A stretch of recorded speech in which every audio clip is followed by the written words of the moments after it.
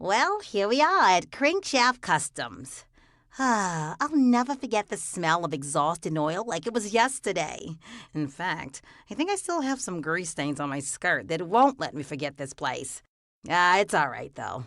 I like Xavier and really enjoyed seeing him learn and expand. Didn't you?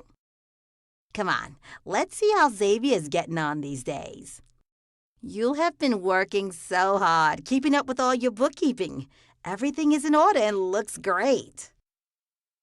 Well, thanks for that, B. Means a lot coming from you. Everything seems to be going okay. My software says things are balanced. We have some money in the bank. I'm able to pay my vendors and employees. But I guess I don't really know what it all means and what to do with all this information other than to give it to Jerry for my taxes and apply for loans. Oh, Xavier, this is where the good part begins. You've been doing great keeping up with your entries and doing them correctly. This means that as you go along, doing your business and entering your bookkeeping info, you can make adjustments and changes so that your business can become more profitable. Oh, I like the sound of that. And I was already thinking of other ways we could expand, but wasn't sure if we had enough income yet to do it. Can you help me figure that out?